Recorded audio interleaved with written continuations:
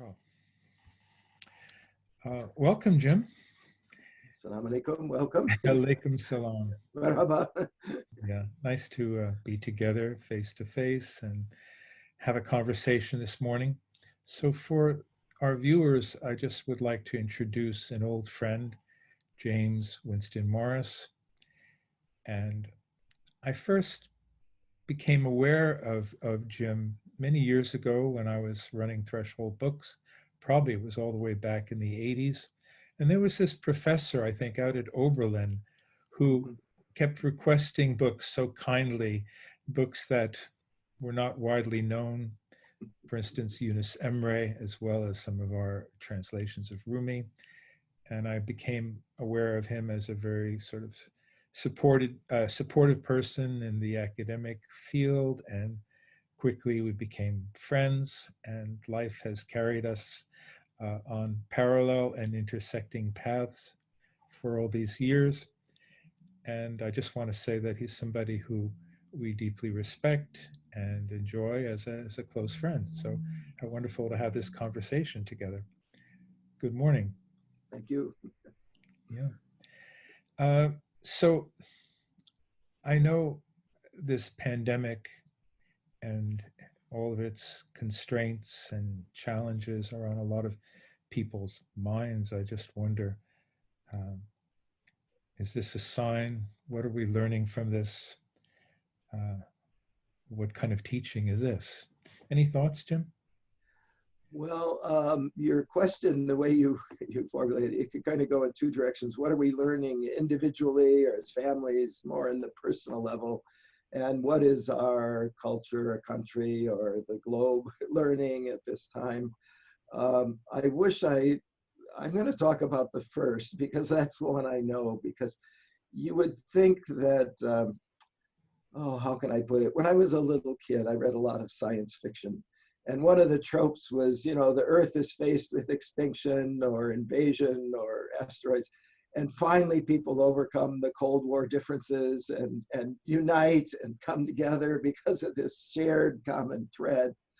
I wish that were happening, and maybe it will in the long run, but that's not something I want to talk about, because unfortunately, I know there are plenty of devoted people out there in health and public health that are doing that. But let me talk about the personal side of it, if I could, because that's what I learned so much from. And I think anybody who keeps up or is in a way forced to, if you're in my age group or whatever, you're kind of forced to be alone. And so aloneness is not the same as loneliness, but I think basically in any spiritual path, introspection or khalwa or getting alone is actually something people strive for as a tool. It's not a goal, but it's a tool to discover what's really so about oneself. There's an odd thing. I think the first thing that happens when you're locked up or in quarantine or whatever is you become aware of all sorts of distractions. It's kind of like immersing yourself in meditation. So the first thing, oh, I'll watch tons of TV, or all those movies I missed, or all the books in my library I never read. So it's kind of, you think it's going to be an opportunity, but if you're at all like, I'm not alone here with lots of people, eventually it makes you realize that how much the meaning of our lives at a deeper level comes from our connections with other people. And I think that is I know some people are able to overcome that by virtual reality, talking, on Zoom and things like that.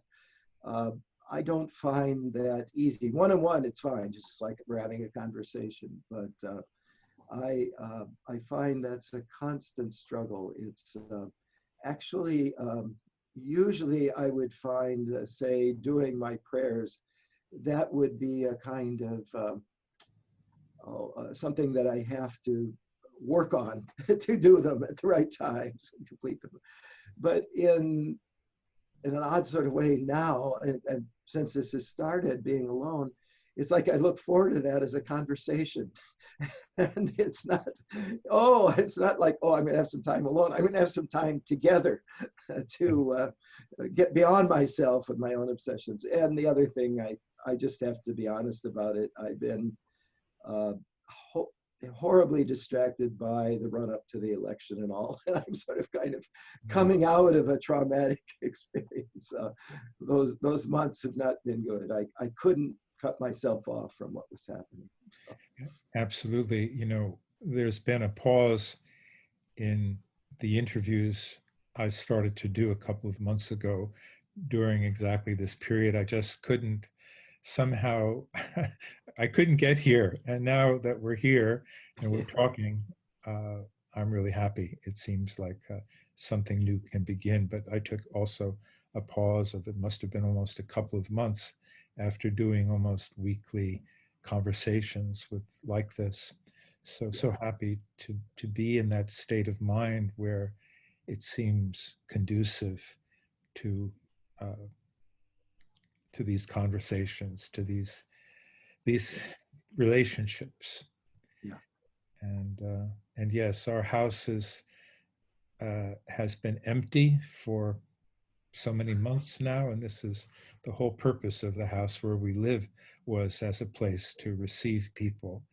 And the downstairs rooms are just so noticeably, the chairs are empty, and we've managed to use the backyard while the weather was good and have, informal visits, I would call them. yeah, And yeah, so but very informal, with probably no more than four people at a time. yeah, But yes, I'm feeling the same lack, and also the same alone aloneness with the alone. yeah. The Yeah. the other thing that I should say, it's a little more positive maybe, or just worthy mention, is that because it's a kind of enforced halwa or choice of retreat, I'm much more aware of connections with people that I wouldn't ordinarily. I mean, we have a very busy life between family and work and students and everything. And there's actually empty time here. And one thing that comes in is connections with people. Uh, Time doesn't matter. I mean, I say connections, but it can be people who are out there that I could write an email to or get in touch with, or people that have passed on into the other world. But it's like if the circle of life of my usual interactive life is kind of like you said, the living room and the backyard and the classroom and everything.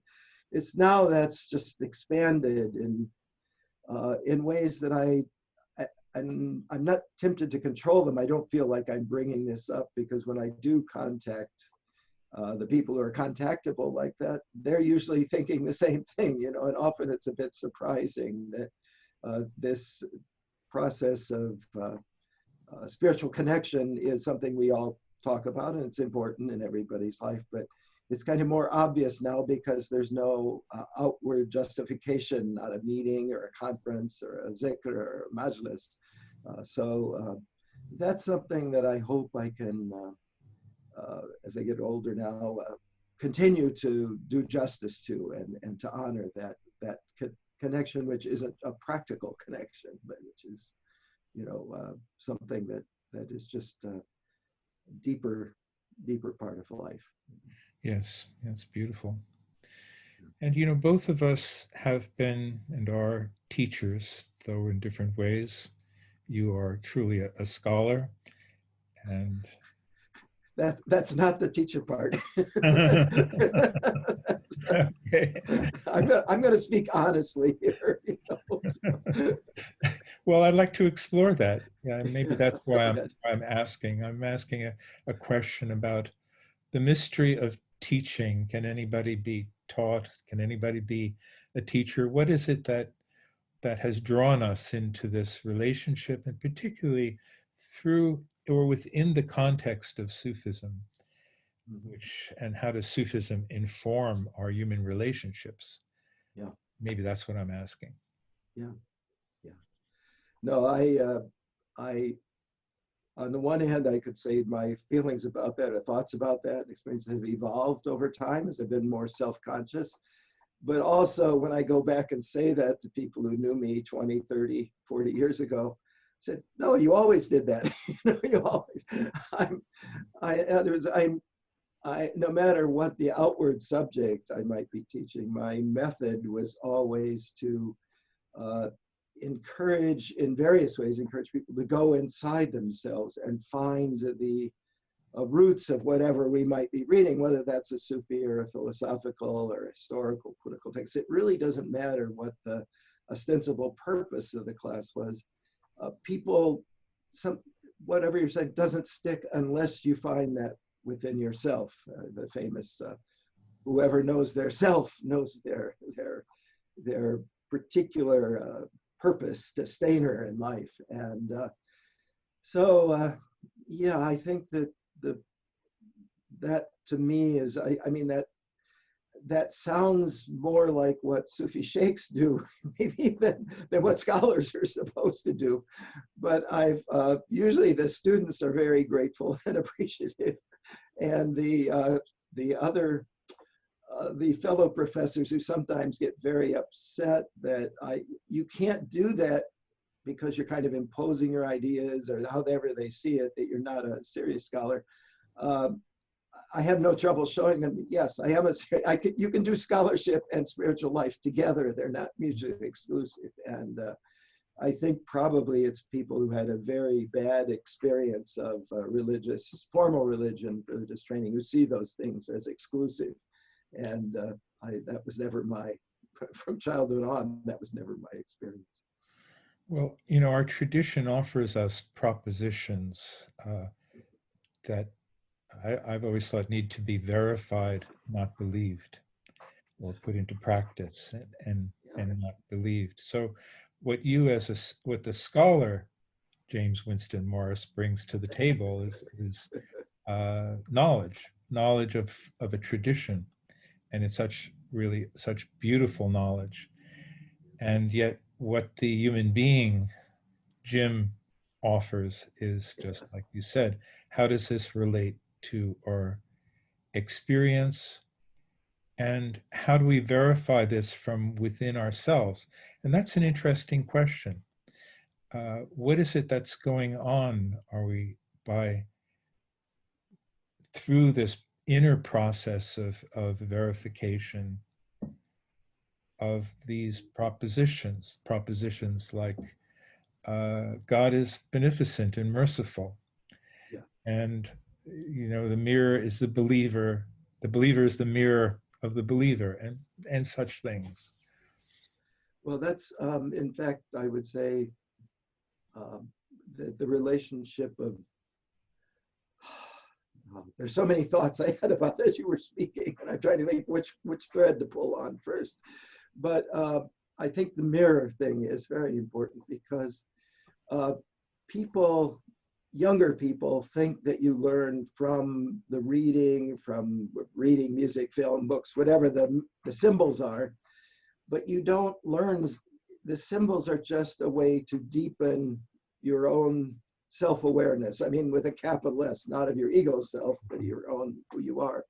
So what I always try to do is two things that hopefully you can do at once, whether in a classroom or just a one-time lecture, whatever, is get people to look inside for the meaning of those symbols, and then and that always comes down to experiences.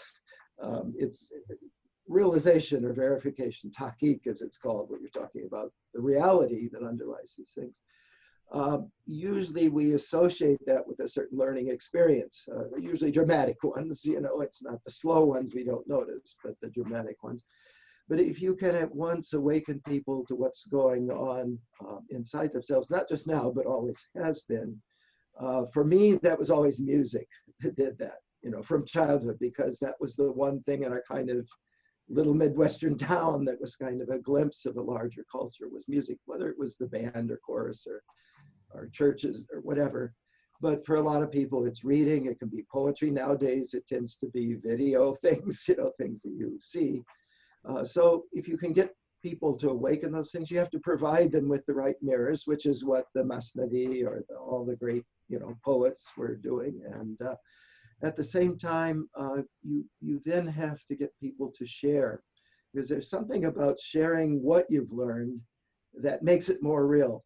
And also, generally, our minds work in a kind of closed circle, not ourself, not our larger self that could be inspired, but so sharing is a way to get out of our own mind, to clarify our own realization, but also to learn from other people. And I may be doing that in a particular class, but what I'm really trying to do is get people to learn to do that through the rest of their lives. And so generally what I teach, I try and teach things that using films and texts and zikr music and so forth, that will continue to be both shareable and, as you know, these are not, the mirror image still is like something that's solid, but spiritual learning is like a mirror with either endless facets or just endless depths, so you look into that mirror like a crystal ball, and what you see there every time is something different,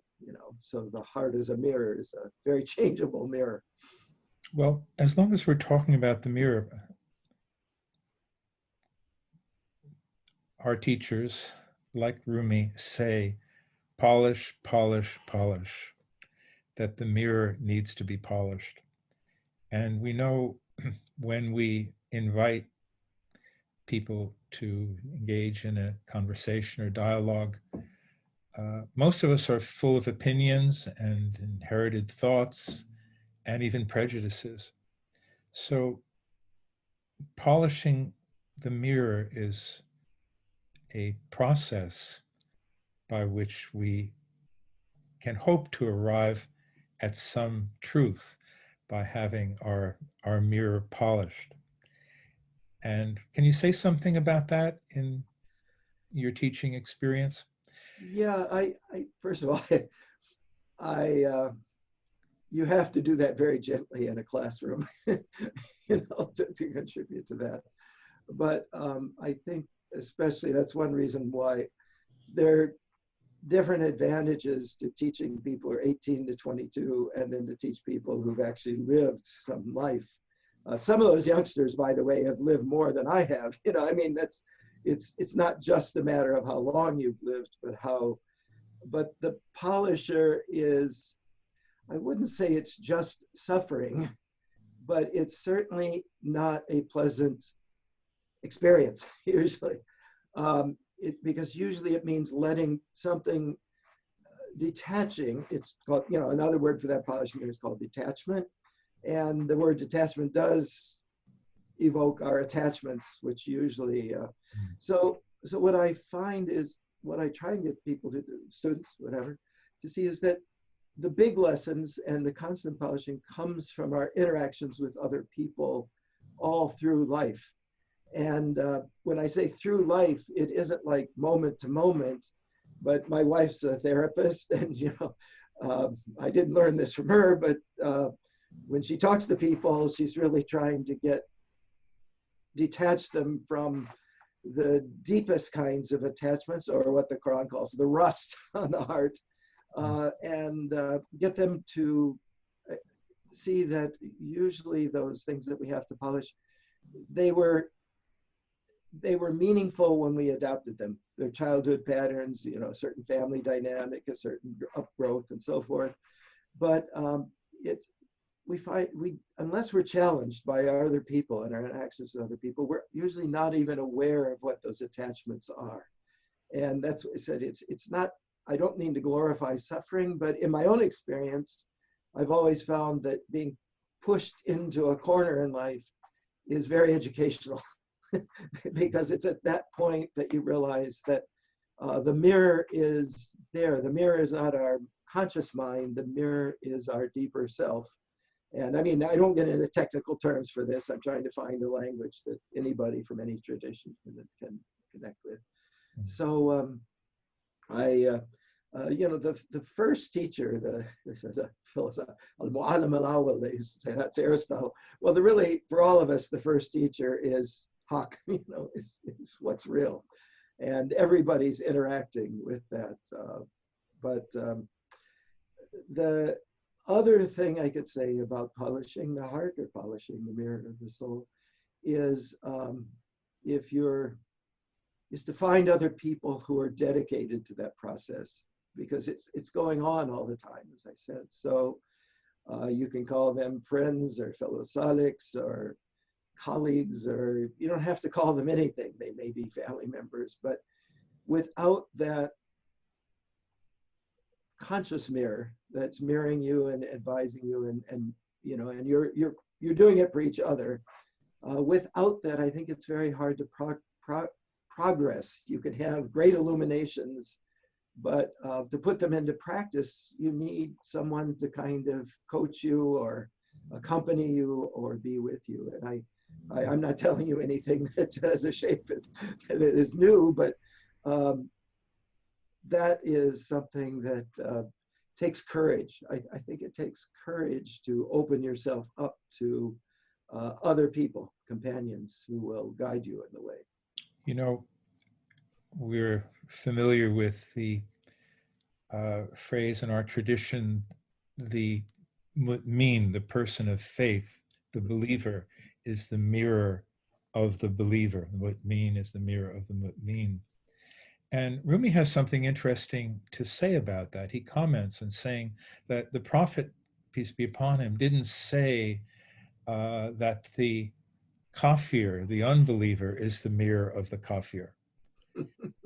And he says that it's not that the denier, the kafir being, I should translate it as the one in denial, it's not that the kafir doesn't have the quality to be a mirror, but he says, but the kafir is unaware of the mirror of his own soul. Isn't that interesting? So Well, yeah. those who are those friends, those people of spiritual awareness and true faith are learning to live more and more at the level of the essential self, or that part of ourselves which has the capacity to be relatively unattached and, in a sense, stabilized and grounded in that reality that is objective and witnessing and impartial and also compassionate, both to ourselves and to others. And of course, in Sufi teaching and practice, for instance, we never to begin a meeting without first having a period of silence and muraqabah, of meditation, in order to move into that place of witnessing. And then after that, after 15 minutes or so at least of that practice of polishing, then we can begin to talk. And we have, especially in our community, we have built into our meetings a time of conversation, of dialogue, of not just the sheikhs doing a monologue for 30 or 40 years, but a dialogue among equals, which was modeled by Rumi and Shams. And so we model that mirroring of human beings to each other within the context of adab, spiritual decorum and mutual respect. And then out of that, we hope to have a time of sharing experience and learning from each other's experience. Yeah. Yeah. Well, if I could just mention one other dimension of that hadith of Mu'min, Miratul Mu'min. Of course, the Mu'min is one of those 99 special qualities, names, but it's really qualities or divine attributes. And of course, the people who mark us indelibly in life tend to be people who are themselves particularly good mirrors of that. They're reflecting that higher light into their interactions with other people. And I must say, the ones who immediately come to mind are completely hidden. You know, every tradition has something about the hidden saints. I take for granted that people who are publicly a sheikh or a spiritual teacher and that they're good at doing that. But also, when you travel or when you run into people, you know, it can be somebody behind the salesperson behind the counter. It can be someone. It can be anyone. And so to be aware of, I think that's something that I knew intuitively. You know, the Quran says 14 times, I think, Siru fil ardi fanburu, travel through the earth and begin to see, begin to look and reflect on what you see. And so this mirroring is available there. We just have to kind of get our ego out and just notice. I find that one of the great spiritual practices is to travel.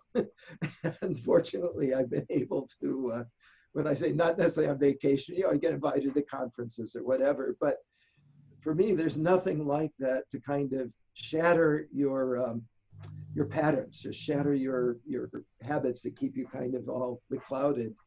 And the one of the things that happens when that happens is you find yourself interacting with your eyes and your smiles with, just say you're on a long bus ride with just other people. Who's this weird foreigner on the bus, you know, kind of thing, or the train. And so I just wanted to add that it's one reason that you never want to judge someone else's receptivity, openness, station, whatever, because the ability, you can judge as a teacher, you can professor, you can judge their intellectual openness and so forth, but that's not the heart we're talking about. I can remember the first few times at both Princeton and Oberlin when I had unbelievably smart students. And I mean, some of them, you know, and who knew immediately, could see things much more deeply in what I was teaching than I could. But then I realized afterwards, it didn't make a dent in who they were. You know, I mean, what they were their understanding was one thing, and their assimilation or realization or whatever. Whereas somebody who never spoke up in class might be the person who's actually taking things to heart. That's a nice expression, but so Yes. anyway, I had to add. It's a lot of things. Yeah. Yes, there are miracles that happen when we're out in the world and on the road. I'm remembering an experience. We were traveling in Turkey, as we sometimes do, with a small group of people. And a group of us had come into this highway stop, you know, where you can get a little snack and buy some water or whatever you need. And a few of us were in line, and the group had come in, and I think the group was in a particularly special state, you know, a nice state. And I was ahead of our friend Salim, and we had just gone through the cashier, and Salim is talking to me, and the cashier, who's a young man standing behind the cashier, just reaches over and begins to give Salim a shoulder massage. And Salim is just standing there, he's still talking to me, sort of thinking that it's one of our group that is doing this. And I let it go for a little while, and finally he turns around and he sees that it is this young man who just was somehow compelled to reach out in a most, shall we say, innocent way. Yeah. You know, just acting from the heart, and who knows what made him do that, and does he do that often to customers, or could it have been something about the state that Salim was in at that moment that caused somebody to reach out? So we can, in traveling in different countries, and we meet humanity, and humanity meets us, and yeah. So I would not have followed this yellow brick road without lots of experiences like that. You know, I mean, it was at first, I mean, for me, it was the first place I went in the Muslim world was Morocco. And it was pretty relatively untouched. I mean, the tourist centers were there, but the rest of the country society was more traditional. I got to live in one of our teachers' families and homes, and I could write books about that summer, you know, just, and that's happened again in other countries and other places. And so that, and the most exciting courses I ever gave were courses on ziyarah, on pilgrimage, and where we took students. I did the first 6 years I was at BC, or back at over, you know, different parts of the world. It isn't, I mean, the one I did, it was all in medieval Christian places and in Strasbourg when I was teaching at Oberlin, you know. So, but there's something about, especially when you're traveling with a spiritual purpose that you're shared, and you were describing this,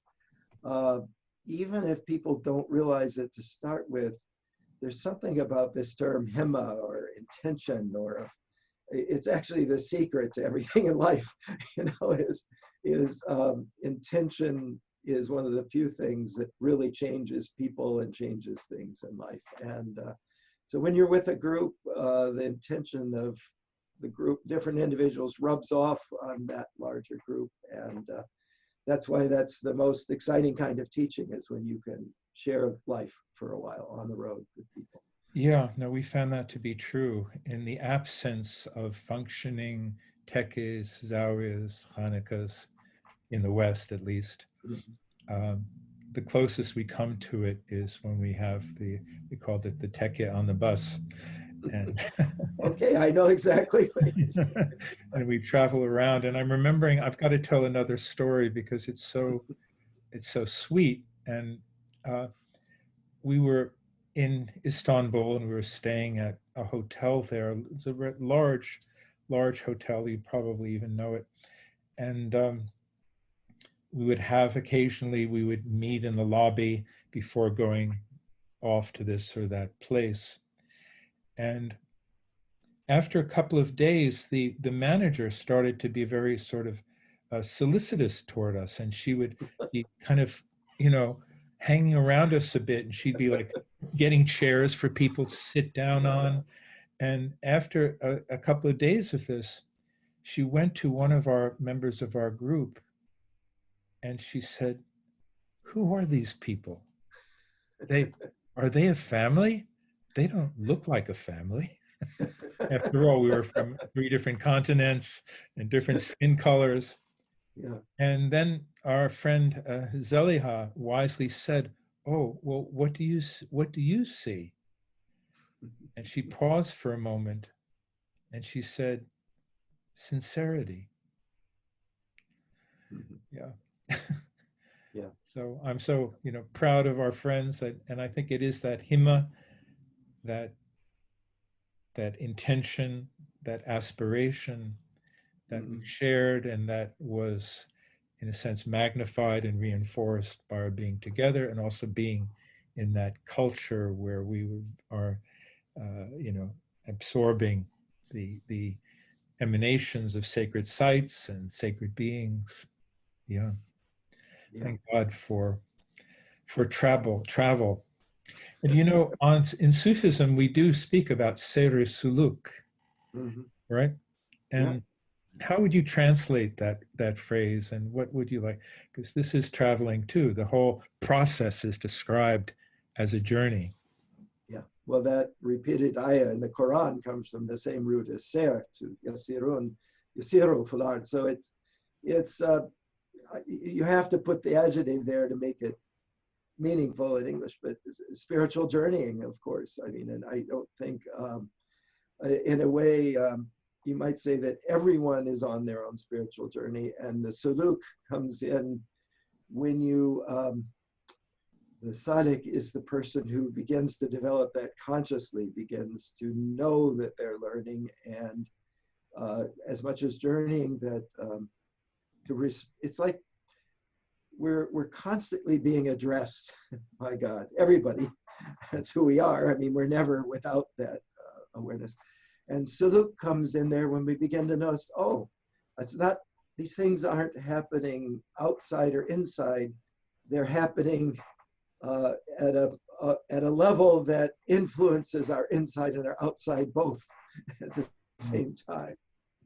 And so that's one of the first things you have to let go of is that inside outside dichotomy or separation, Yes. because and that's why well, I think one of the, you learn little tips along the way in life, of that are mirror things in Rumi or whatever. But one I just love is the boredom, because it's like whenever on the Sarah's, like whenever you are at a place that seems boring or repetitive, or this has happened before, after a while, you don't even want to acknowledge it, because something big is going to wash over you. Boredom is like the tsunami alarm, in life, the spiritual tsunami alarm. And I really, when it happens, it's like, oh, I don't really want. I don't, it's like a sign that you're actually becoming open, of opening to something bigger that can come in and change your life. And so after a while, you just, oh, I don't even say it, So, okay, I'm sorry. No, that's interesting. Yes. Embrace boredom, embrace even contraction, and embrace the exigencies of life as they come to us. And that is the portal Yeah, to the infinite. Yeah. Yeah. yeah. Yeah, because I think back when you ask about how we deal with the pandemic, but I think one of the things is there's so many of these hadith that Sufis in particular like to repeat. Die before you die. People are people are asleep, and when they die, they wake up. These are, everybody knows these, but the kind of, yeah. So the process of dying there is, you said Sarah Saluk. I just want to go back to that term, because in a way, it becomes conscious when you. There's nothing like losing the things we've been attached to kind of awaken us to the things that are so important, sort of infinitely important. Those MasterCard ads, it's like priceless, like such and such is, priceless. Yes. I don't know who put them up there, but basically they're all nice spiritual lessons, because we're here to enjoy, pass on, savor, create that taste of reality, which is priceless and invaluable. And so Ser and Saluk is what, like I said, it's always been going on, but it's when we wake up to what's priceless in this journey. And that's something that happens to everybody. It just, once it happens, you can either develop it or you can go back to sleep. Nothing's going to keep you awake if you don't want to stay awake. Beautiful, beautiful. Amin, Amin, Amin. I feel like we've come full circle from where we started. And that I haven't noticed the time.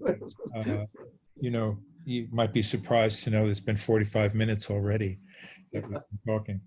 And I know we could talk for another 45 or another hour and 45, but for the sake of form and content and